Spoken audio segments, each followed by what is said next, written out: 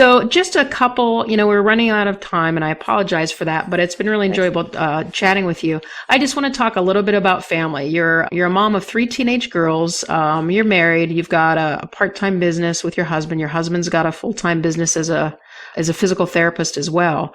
Tell us what it's like to balance all that with your training as a professional triathlete. Yeah, I think no matter where you are in your life, if you're a mother or if you're a professional and you're working a full-time job and you're trying to be a professional athlete, there's always a balance that you're always trying to reach that balance. One thing that helps me is on my recovery days and the recovery periods of my year as an athlete, which is usually after my last goal race of the year.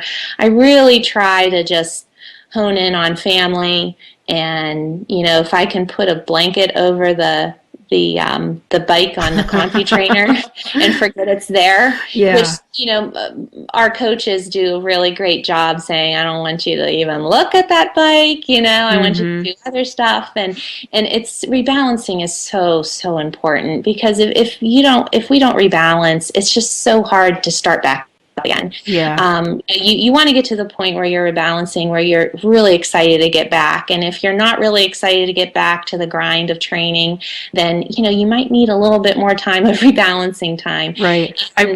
And that's both physically and emotionally and mentally. So like on my recovery days, I really try to rest. That's really important, and stay off of my feet. But I also try to do something with my children. Like today's a recovery day. I have a little bit of a harder swim later, but later we're going to go blueberry picking. So I try to put it into my schedule that way. And, I've also simplified my life a lot over the last few years. I was working full time.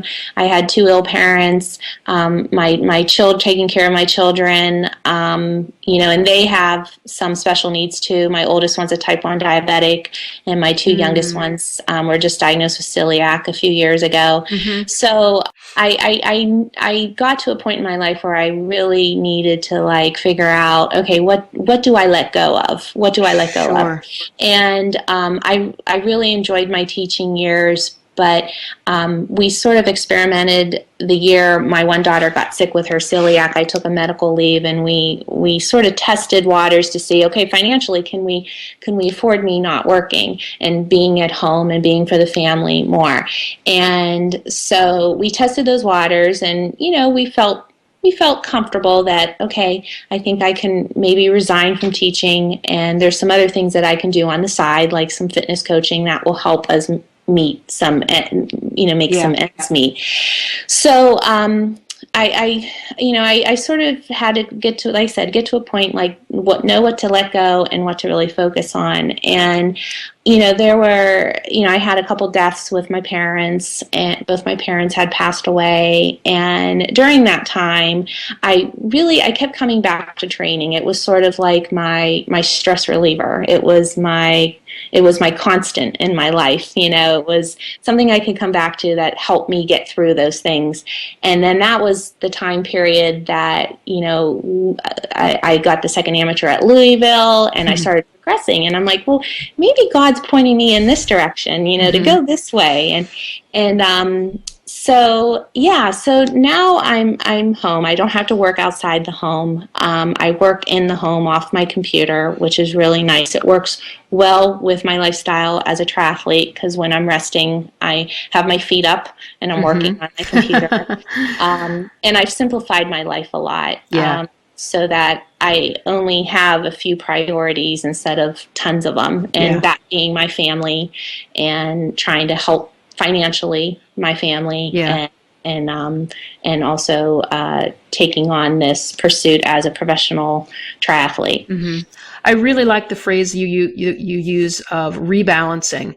We talk a lot about trying to keep things in balance, but by using the word rebalance, it's sort of like acknowledging that there will be times when more of your time is going to be spent towards training, more of your time will be spent towards travel and preparing for a race, but then there's other times where more of your time will be spent with family, like you just pointed out. And another field where the term rebalancing is used is in investing, retirement or financial investing. Different segments of investments for your savings grow at different rates. And so financial planners and advisors talk about rebalancing. Every 6 months, go back and look how everything is doing. And if you've got one segment that's growing massively, the sort of gut reaction might be, okay, let's put more money in the area that's growing quickly so we can make even more money. But then there's a huge risk with that, because if it crashes, you've got nothing left in the other two.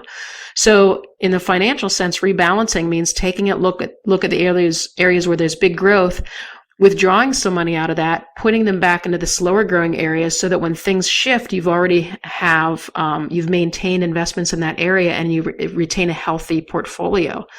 So I really like that comparison with triathlon. I think it's okay to dedicate more time to training if you're a professional triathlete, or if you're an elite, or if it's really important to you for whatever reason, as long as you have time to sit down, reassess, and acknowledge, okay, this was my build time in my period. Now I'm going back into a base or a taper, or it's my last 2 weeks before the race, or I'm in a transition time. And now's the time when I'm really going to focus on dedicating time with my family, so that I can find that balance again and restore myself and let them know that I'm still part of their lives, before I go shift back into the other phase of training again. Yeah, absolutely. And I think communication is so key.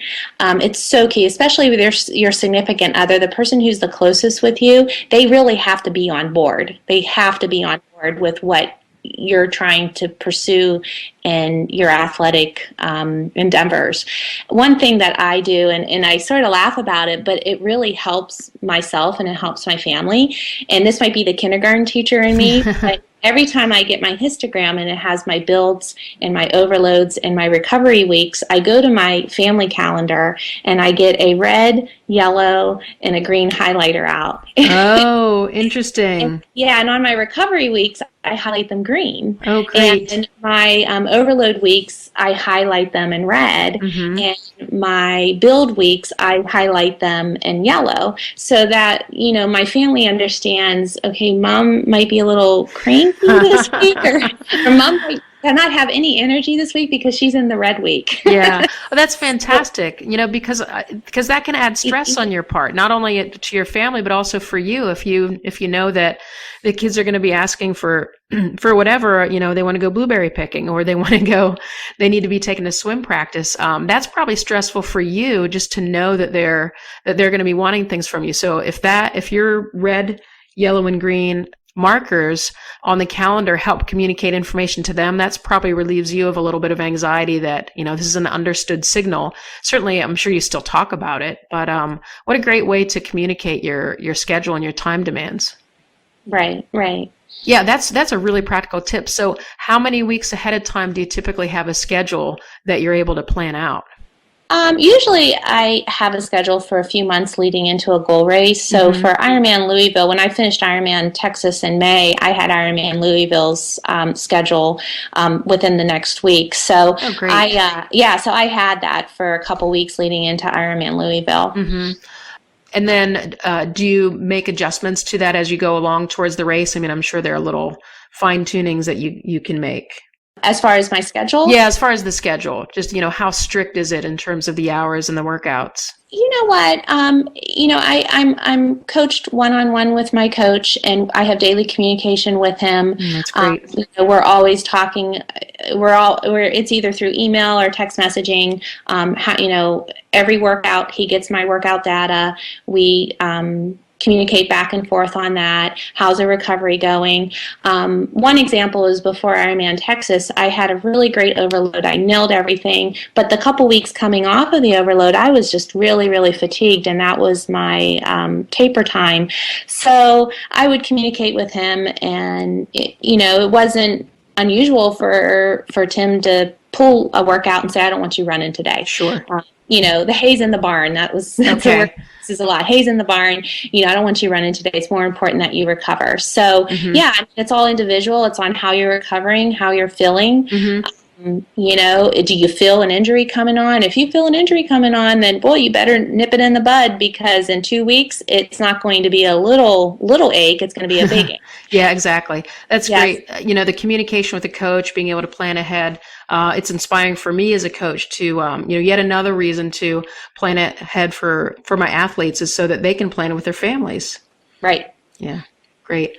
Well, I've really enjoyed getting to know you a little bit better, and I think we covered some pretty decent topics that applies to triathletes across the whole breadth of experience. Whether if you're listening to this, whether you're a beginner triathlete, whether you're middle of the pack age group, or whether you're finishing on the podium most races or considering turning pro, or even a pro who's listening, I think that a lot of the tips you shared, Amy, are real practical. And again, it's been really enjoyable talking with you and just hearing about your organic growth and sort of open-ended approach to training. So I'm really looking forward to seeing how you do in 2014. And I'll definitely be rooting for you in your upcoming races.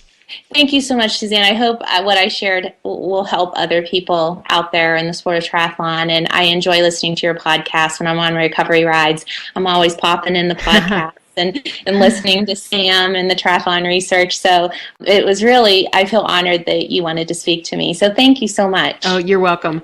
You have a great day and have fun blueberry picking today. Thank you. You too. All right. Bye-bye. Bye. If you enjoyed today's show, please go to iTunes.com and review Triathlon Research Radio so that you can help us share this great information with more triathletes and grow the sport.